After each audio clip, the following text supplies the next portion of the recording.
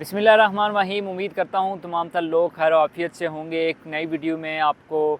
खुशामदीद करूँगा नाज़रीन। कुछ अहम ख़बरें जो आज़ाद कश्मीर पर से आपके साथ शेयर करूँगा, लेकिन उससे पहले अगर आपने अभी तक हमारे social media platform YouTube, Facebook और टिकटॉक को आपने सब्सक्राइब नहीं किया तो जल्दी से सब्सक्राइब कर लें, ताकि आने वाली जो भी अपडेट्स हैं आज़ाद कश्मीर से मुताल्लिक़ वो आप तक पहुँचती रहें। नाज़रीन, सबसे पहले बात करेंगे जो इस्लामाबाद के अंदर अवामी एक्शन कमेटी और जो हुकूमत है, हुकूमती मुज़ाकराती टीम है, उसके दरमियान 4 अक्टूबर को एक माहिदा हुआ था। उस माहिदे के बाद कल जो इस्लामाबाद के अंदर एक पहला मुज़ाकरात का जो है वो दौर हुआ है, उसके अंदर क्या क्या हुआ वो आपके साथ शेयर करूँगा। साथ ही साथ आपको ये भी बताऊँगा कि जो ज़िला बाग के अंदर अवामी एक्शन कमेटी के एहतजाज के बाद जो पकड़ दकड़ की जा रही थी और लोग ये कह रहे थे, लोग काफ़ी ज़्यादा डरे हुए थे कि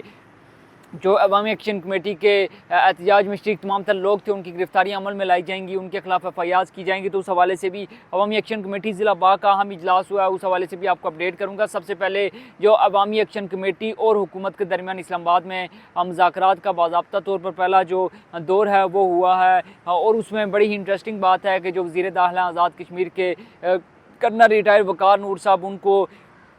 जब वो इजलास में शिरकत के लिए हुकूमत की तरफ से आ रहे थे तो उनको अवामी एक्शन कमेटी के एहतजाज पर निकाल दिया गया और उन्हें ये कहा गया कि आप किसी सूरत इससे मुज़ाकराती अमल का हिस्सा नहीं बन सकते। अब वजह क्या बनी? वजह ये थी कि अवामी एक्शन कमेटी का मौक़िफ़ था कि एक ऐसा शख्स जिसने अवामी एक्शन कमेटी को भारत से जोड़ने की कोशिश की, एक ऐसा शख्स जिसने जाली साइफ़र बनाकर जो अवामी एक्शन कमेटी के मेम्बरान हैं उनको भारतीय एजेंट ज़ाहिर करने की कोशिश की, तो ऐसा शख्स मुज़ाकराती अमल का हिस्सा नहीं बन सकता। ये हमारी जो तमाम तर जद्दोजहद थी ये अवाम के लिए थी, अवाम के हुकूक़ के लिए थी, बुनियादी मसाइल के लिए थी। तो इस शख्स ने न सिर्फ वहाँ पे जो मामला है उसको ख़राब करने की कोशिश की, बल्कि जब एहतजाज हुआ तो उसके दौरान भी इसने गलत एफआईआर करवाई और साथ ही साथ जो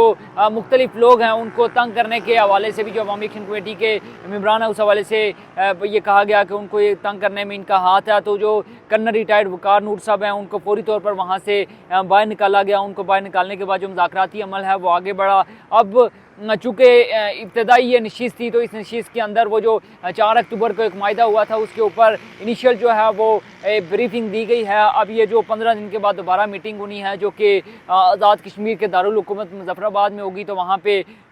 जो है इस अमल को आगे बढ़ाया जाएगा। इस हवाले से जब अवामी एक्शन कमेटी के मेम्बरान से पूछा गया कि ये मुज़ाकरात ही होते रहेंगे या फिर आवाम को कोई सहूलियात भी मिलेंगी, क्योंकि आज़ाद कश्मीर के अंदर लोड शेडिंग का जो बहरान है वो संगीन होता जा रहा है। जो 29 सितंबर की कॉल है उसके बाद जो बिजली की लोड शेडिंग है वो शिद्दत इख्तियार कर गई है। जो इंटरनेट है जो 29 सितंबर से पहले चल रहा था वो अब मज़ीद जो है स्लो डाउन कर दिया गया है। तो इस हवाले से जब उनसे सवाल किया गया तो ये उमर नज़ीर कश्मीरी साहब और जो अवामी एक्शन कमेटी के मेम्बर हैं शौकत नवाज़ मीर साहब, उन्होंने वाज़ेह तौर पर कहा कि हमारी कोशिश है कि इलेक्शन से कबल, यानी ये जो 7-8 माह है उसके अंदर इस तमाम तर मामले को निपटाया जाए। आज़ाद कश्मीर के अंदर इंटरनेट की सर्विस को बेहतर किया जाए, जो महाजिन की बार नशीस्तें हैं उस हवाले से फैसला किया जाए। साथ ही साथ जो है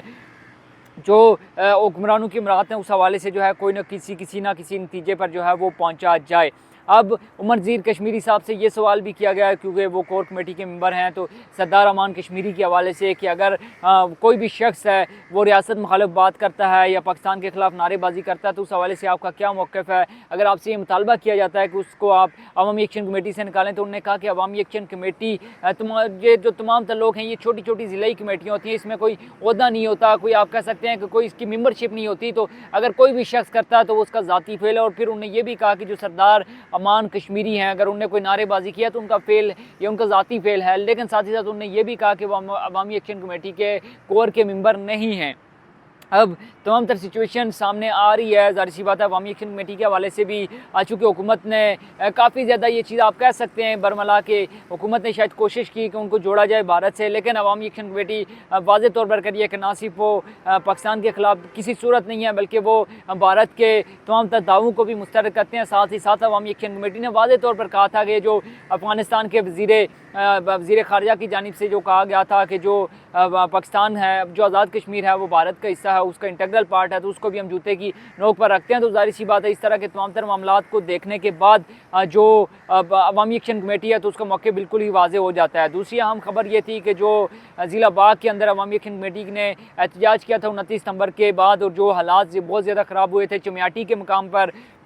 वहाँ पर चूँकि मुबैना तौर पर यह कहा गया था कि जो पुलिस है उससे असला भी छीना गया, राइफल्स भी छीनी गई और वहाँ पे जलाओ गिराव भी किया गया। तो इस हवाले से लोग काफ़ी ज़्यादा कंसर्न थे कि जो उनके ऊपर भी FIRs होंगी, लेकिन अवामी एक्शन कमेटी ने वाज़े तौर पर यह बात की थी कि अगर जो लोग तोड़ फोड़ में मुलव्वस हैं उनके खिलाफ इंसदाद दहशतगर्दी एक्ट के तहत जो है वो FIRs भी की जाए, उनको गिरफ्तार भी किया जाए। लेकिन वो तमाम तर लोग जो महज एहतजाज के अंदर मौजूद थे उनकी गिरफ्तारी अमल में लाना किसी सूरत काबिल कबूल नहीं है। तो कल अवामी एक्शन कमेटी ज़िला बाग का अहम इजलास हुआ जिसमें उन्होंने वाज़े तौर पर 22 अक्टूबर की डेडलाइन दी है कि अगर तब तक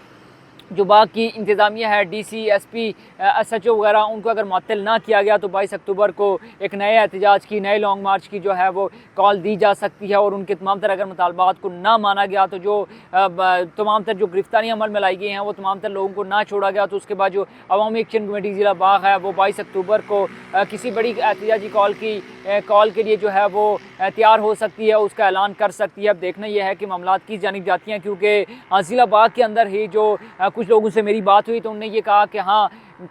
जो बात है अवामी एक्शन कमेटी के ज़िला बाग के लोग कह रहे हैं कि मुख्तलिफ़ गाड़ियों को रोका जा रहा है और उनमें से वो लोग जो इस